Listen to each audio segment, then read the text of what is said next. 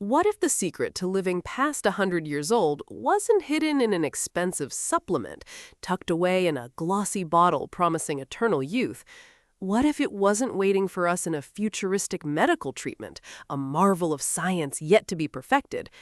What if, instead, the key to a longer, healthier life was sitting right there on your breakfast table? For decades, scientists, anthropologists, and journalists have traveled to the farthest corners of the globe, studying the world's longest living people. They've sat in their homes, shared meals, and listened to their stories. And through all this research, one thing keeps showing up again and again. Their breakfasts are surprisingly simple. These remarkable communities are found in places known as the blue zones, pockets of the world where people don't just live longer, they live better.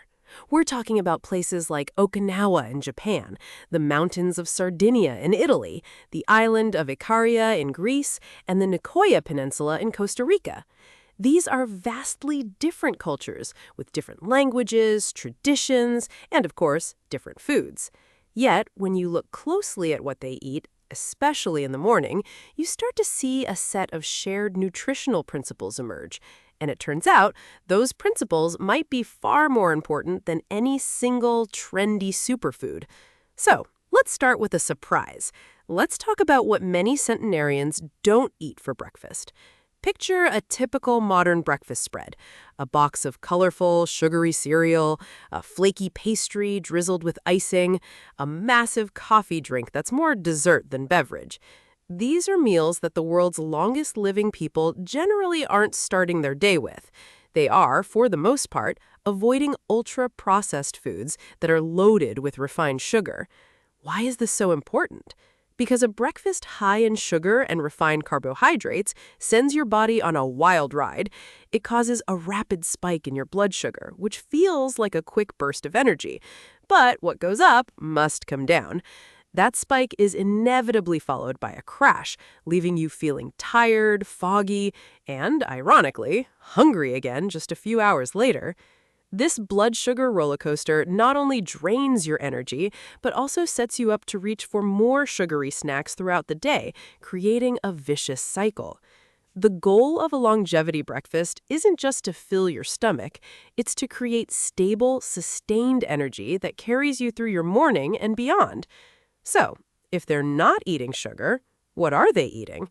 This brings us to the first core principle of a centenarian breakfast: fiber. Fiber is the unsung hero of a healthy diet.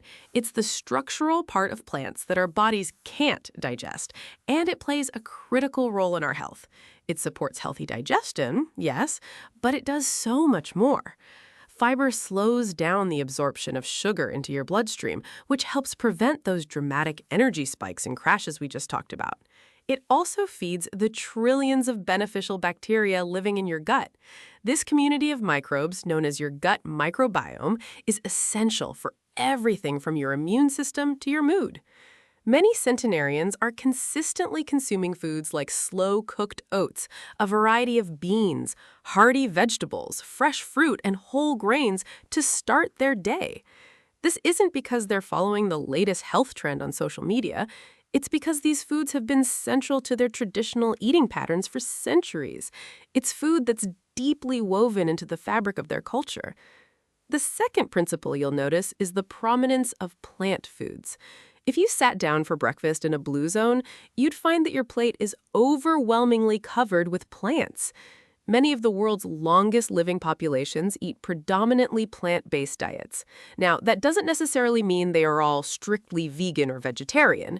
In Sardinia, for example, they might have a small amount of pecorino cheese made from grass-fed sheep. But the key is that plants, beans, greens, sweet potatoes, fruits, nuts, and seeds are always the star of the show. Meat is often reserved for special occasions, eaten in small portions, maybe just a few times a month. These plant foods provide a symphony of vitamins, minerals, and antioxidants, but they also contain thousands of natural compounds, or phytonutrients, that work together to protect our cells from damage, reduce inflammation, and support overall health in ways scientists are still working to fully understand. And that brings us to our third principle: Protein. Protein is absolutely crucial, especially as we get older. It's the building block for our bodies, and as we age, maintaining muscle mass becomes increasingly important for strength, mobility, and metabolic health. A condition called sarcopenia, which is the age-related loss of muscle, can seriously impact quality of life. An adequate intake of protein helps fight this, supports a feeling of fullness, and aids in recovery. For many, combining protein with fiber creates the ideal breakfast, one that is satisfying, balancing, and energizing. In the blue zones, this protein often comes from plants. Think lentils, black beans, or chickpeas. It might also come from sources like full-fat Greek yogurt, as seen in Ikaria, or a handful of nuts and seeds. The focus is on quality and moderation. So what does a breakfast built on these principles actually look like? Well, in Loma Linda, California, the only blue zone in the United States, it might be a simple bowl of slow-cooked oatmeal, topped with walnuts and berries. In Nicoya, Costa Rica, it's often a plate of gallo pinto, a delicious mix of black beans and rice served with corn tortillas and a side of papaya. In Sardinia, it could be a slice of hearty sourdough bread with a drizzle of olive oil, alongside some goat's milk and a piece of fruit. The common threads are clear: simple, whole foods, minimal processing, and a whole lot of nutrients. But here's the part that many people miss, the part that ties everything together. The breakfast itself isn't the real secret. The secret is the pattern. Longevity isn't achieved through a 30-day diet or a quick fix. People who live to be 100 and beyond have followed these healthy habits consistently, day in and day out, for decades. Their healthy breakfast is just one piece of a much larger, interconnected puzzle. They also move naturally throughout the day, gardening, walking, doing chores, instead of spending an hour at the gym and the rest of the day sitting. They prioritize sleep. They have routines and strategies to manage stress, and perhaps most importantly, they stay deeply socially connected. They are surrounded by family, friends, and community who support and reinforce these healthy habits. If there is one powerful lesson we can learn from the people who live vibrant lives past the century mark, it's this: true, lasting health isn't usually built on extreme diets or complicated protocols.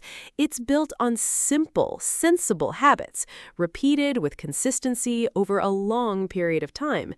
It's about finding a rhythm of life that nourishes your body, calms your mind, and connects you to others.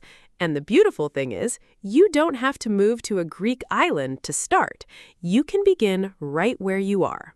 Tomorrow morning is a great place to start.